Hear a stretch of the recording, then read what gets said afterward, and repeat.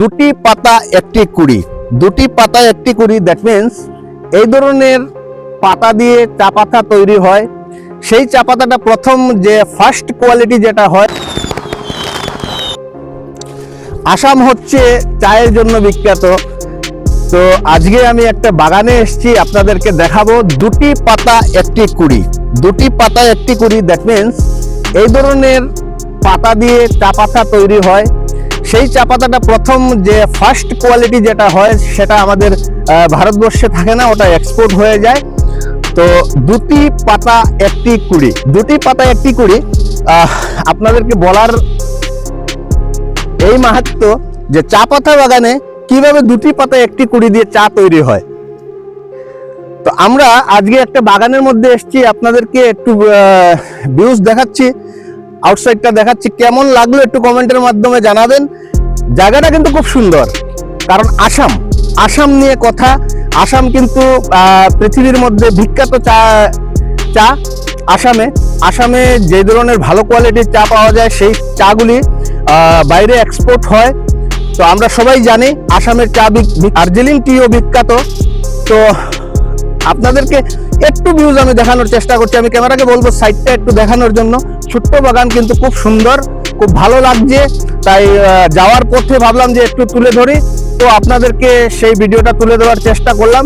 কি সুন্দর ভিউজ, আসলে গ্রামের সেই প্রকৃতিটা খুব সুন্দর লাগে আমাদের কাছে, যেহেতু আমরা বিশেষত সবসময় গ্রামে থাকতে পারি না, কারণ গ্রামের আশপাশবর্তী যে ডিস্ট্রিক্ট আছে সেই ডিস্ট্রিক্ট থেকে আমি বিলং করি।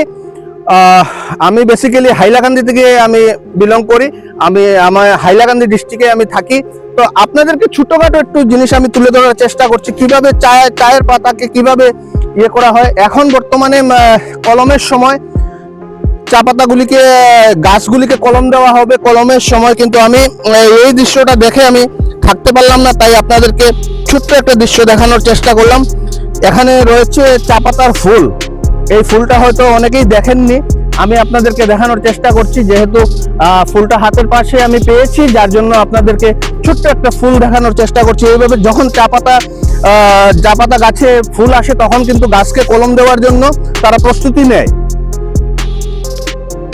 তো আমি এইটাই বলবো, চা পাতা গাছকে অনেক কষ্ট করে করতে হয়। সেখানে বাগানের ডেলিভাররা কাজ করে, এখানে কেউ নেই, যার জন্য আমি আপনাদের সামনে তুলে ধরতে পারছি না।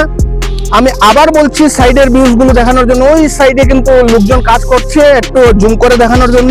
সম্পূর্ণটা চায় বাগান, কিছুটা জায়গায় অলরেডি কলম হয়ে গেছে, বাট জায়গাটা খুব ভালো লেগেছে আমার। সম্পূর্ণ দিকে একবার ঘুরিয়ে দেখানোর জন্য চেষ্টা কর।